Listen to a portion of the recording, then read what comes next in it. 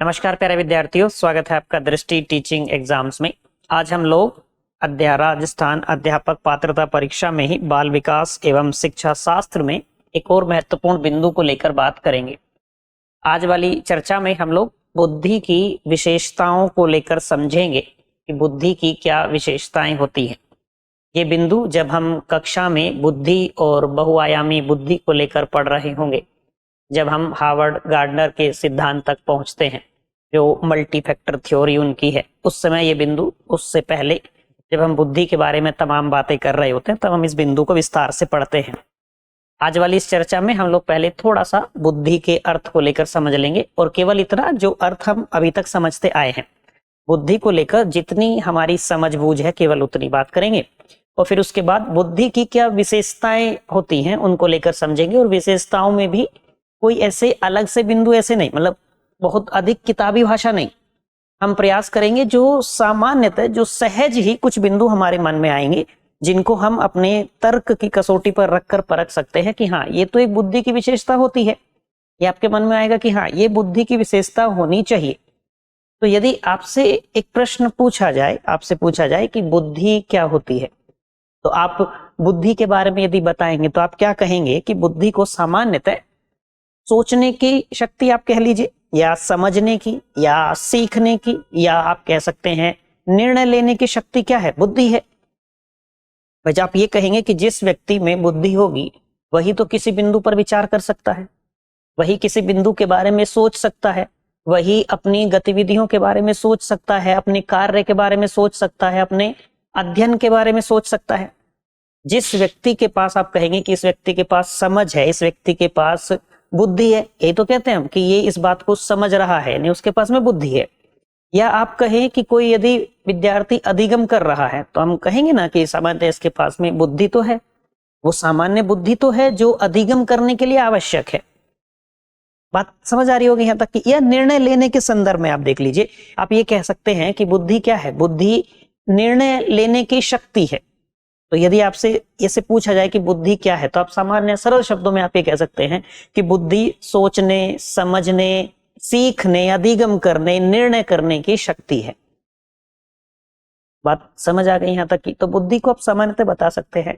जब हम कक्षा में बात करेंगे तो हम इसमें उन दार्शनिकों के बारे में भी कुछ बात कर लेंगे जो आप अंतःकरण के जो 3 अंग बताए हैं। जैसे बुद्धि के विषय में सबसे पहले जब बात आती है तो भारतीय दार्शनिकों ने ही चिंतन किया था, और उन्होंने जो प्राचीन भारतीय दार्शनिक थे, उन्होंने बुद्धि के मनुष्य के अंतःकरण के 3 अंग बताए थे। एक उन्होंने बताया मन, एक उन्होंने बताया बुद्धि, और एक बताया था अहंकार। इन 3 पर बहुत विस्तार से बात होती है, पूरी कक्षा लगभग इन पर चली जाती है।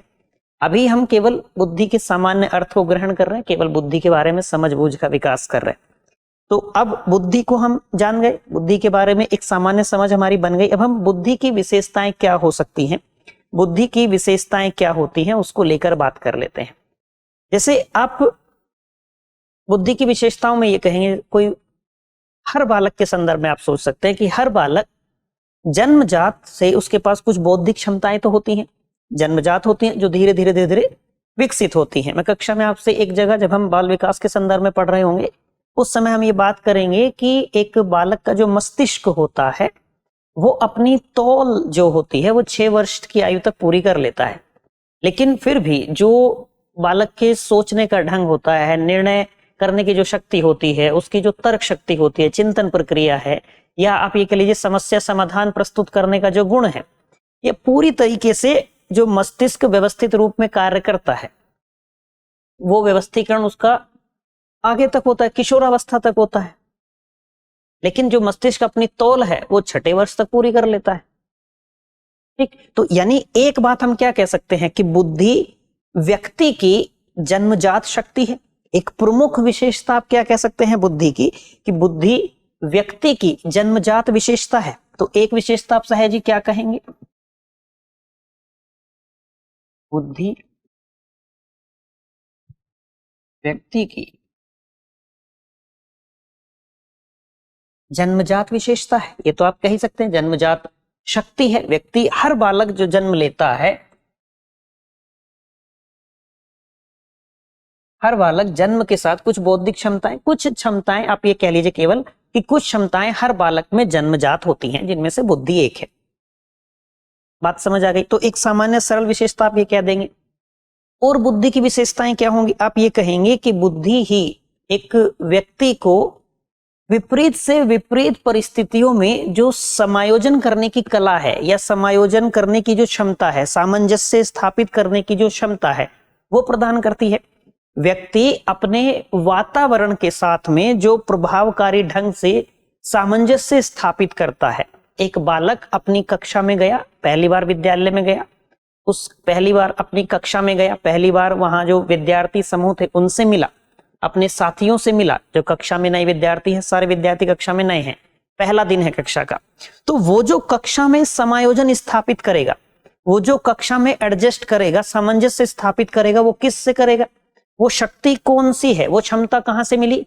बुद्धि से मिली। तो एक विशेषता आप बुद्धि के बारे में क्या कहेंगे कि बुद्धि व्यक्ति को वातावरण के साथ प्रभावकारी ढंग से सामंजस्य स्थापित करने की क्षमता प्रदान करती है, सामंजस्य करने की क्षमता प्रदान करती है, समायोजन स्थापित करने की क्षमता प्रदान करती है। बात समझ आ गई? आसानी के साथ में कह पाएंगे, लिख लेंगे इस बिंदु को भी। बुद्धि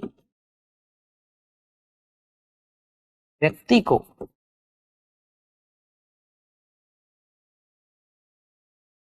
अपने वातावरण के साथ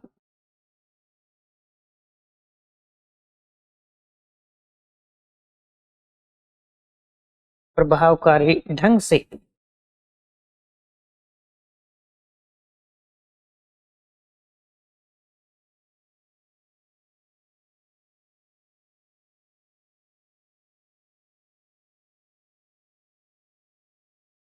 क्षमता प्रदान करती है। बिंदु स्पष्ट हुआ? एक व्यक्ति विपरीत से विपरीत परिस्थितियों में या विपरीत परिस्थितियों के साथ में समायोजन स्थापित कर लेता है बुद्धि की वजह से। वो क्षमता ही तो है उसकी। बुद्धि ही व्यक्ति को, आप एक विशेषता ये कहेंगे कि अमूर्त चिंतन करने की योग्यता प्रदान करती है। यानी कि एक ऐसे विषय पर चिंतन करना जिसका कोई रंग रूप रेख नहीं है, जो निराकार है, जिसका कोई आकार नहीं है। जैसे आप ईश्वर के संदर्भ में समझ लीजिए, आप आत्मा के संदर्भ में समझ लीजिए, यानी कि ऐसे विषय का चिंतन जिस पर चिंतन केवल मन से ही किया जा सकता है, या आप ये कहें कि जिसको केवल मन के द्वारा ही समझा जा सकता है, या जो मन के चिंतन से ही जिसको समझा जा सकता है। ऐसे विषयों पर भी चिंतन कर पाता है व्यक्ति, किसकी वजह से? बुद्धि की वजह से। यानी कि बुद्धि व्यक्ति को अमूर्त चिंतन करने की योग्यता प्रदान करती है। बुद्धि व्यक्ति को अमूर्त चिंतन करने की क्षमता प्रदान करती है। बिंदु स्पष्ट हुआ? एक विशेषता हम क्या कहेंगे? बुद्धि व्यक्ति को अमूर्त चिंतन करने की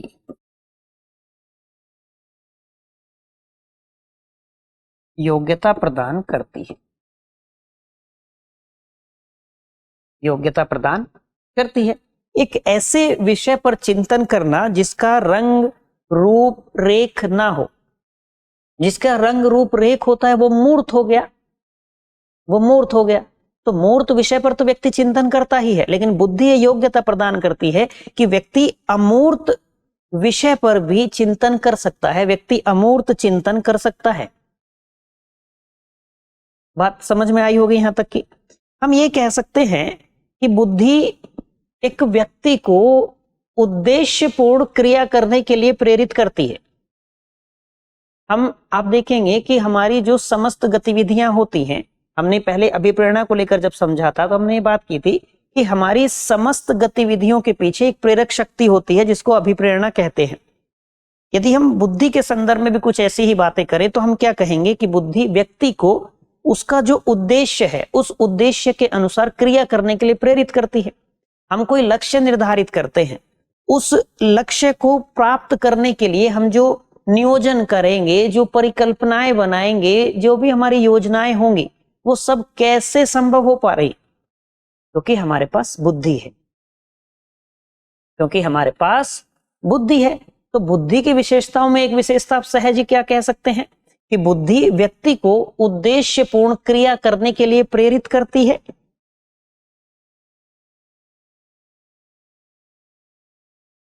बुद्धि व्यक्ति को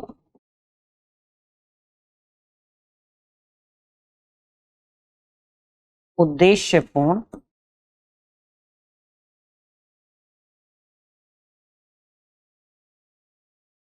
करने के लिए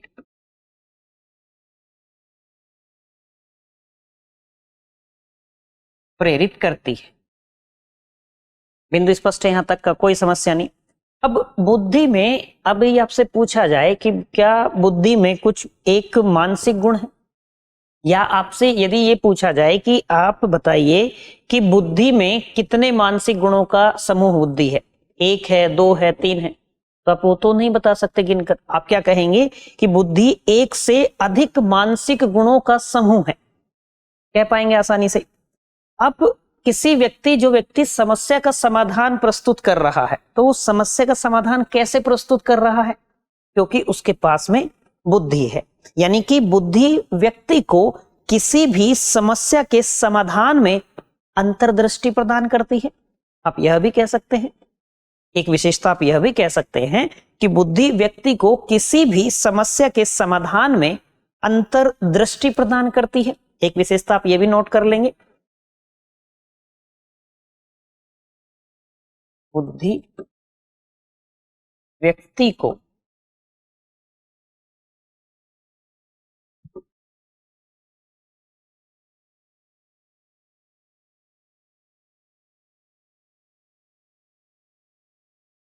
समस्या के समाधान में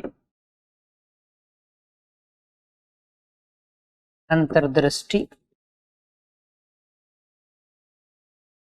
प्रदान करती है। और बहुत सारी विशेषताएं आपके दिमाग में आ सकती हैं जो बुद्धि की हो सकती हैं। जैसे आप ये कहेंगे कि बुद्धि की सहायता से ही कोई व्यक्ति विवेकपूर्ण निर्णय ले पाता है, जैसा हमने शुरुआत में बात की। आप ये कहेंगे कि बुद्धि की सहायता से ही कोई व्यक्ति तर्कपूर्ण निर्णय ले पाता है, ये भी आप कहेंगे। आप ये कहेंगे कि कोई विद्यार्थी किसी विषय पर विवेकपूर्ण, तर्कपूर्ण या संगत ढंग से विचार कर रहा है, तो वो किस वजह से है। कोई विद्यार्थी किसी बिंदु को लेकर, किसी सिद्धांत को लेकर, किसी नियम को लेकर यदि उस पर चिंतन कर रहा है, तो वो सब किस की वजह से संभव हो पा रहा है, बुद्धि की वजह से, क्योंकि बुद्धि उस विद्यार्थी को वो क्षमता प्रदान कर रही है। तो एक विशेषता आप क्या कह सकते हैं कि बुद्धि की सहायता से ही कोई भी व्यक्ति विवेकपूर्ण, तर्कपूर्ण एवं संगत ढंग से विभिन्न विषयों पर चिंतन कर पाता है। आप अपने दैनिक जीवन में यदि विचार करके देखेंगे तो आप बहुत सारे कार्य ऐसे होंगे जो बहुत सोच विचार कर करते हैं। आपसे कोई निर्णय आपको लेना हो, आपसे किसी व्यक्ति ने कहा कि ये कार्य है, आपका निर्णय अंतिम निर्णय होगा, बहुत सोच विचार कर आप फैसला कीजिए। इसका मतलब क्या है कि आपके पास आपकी जो बौद्धिक क्षमता है, उस बौद्धिक क्षमता के आधार पर, उस शक्ति की सहायता से आप चिंतन कीजिए, इस बिंदु पर अच्छे से विचार कर लीजिए, समझ लीजिए, तब जाकर निर्णय कीजिए। तो बुद्धि ही आपको वो शक्ति प्रदान कर रही है, बुद्धि ही आपको वो क्षमता प्रदान कर रही है। तो एक अंतिम बिंदु आप ये कह सकते हैं विशेषताओं में कि बुद्धि की सहायता से ही व्यक्ति विवेकपूर्ण, तर्कपूर्ण एवं संगत ढंग से विभिन्न विषयों पर चिंतन कर पाता है।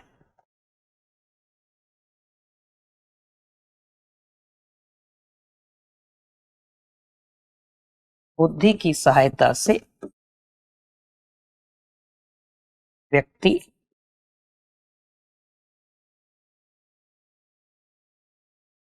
विभिन्न विषयों पर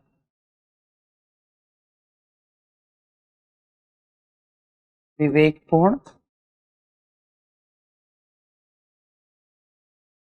तर्कपूर्ण एवं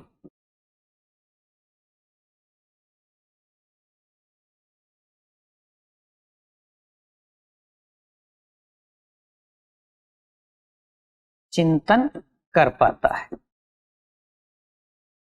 चिंतन कर पाता है। बात समझ पाए? ये बुद्धि की विशेषताएं हो जाएंगी। और बहुत सारे बिंदु आपके दिमाग में आ सकते हैं। हमने केवल उन बिंदुओं को लेकर बात की है जो स्वाभाविक रूप से आपके मन में आ जाएंगे, जो सहज ही कुछ बिंदु आपके दिमाग में आ जाएंगे। किताबी भाषा के चक्कर में ना जाके, किताबी भाषा का प्रयोग ना करके जो बिंदु सहजता के साथ आपके मन में आ जाएंगे, उनको लेकर हमने बात की है।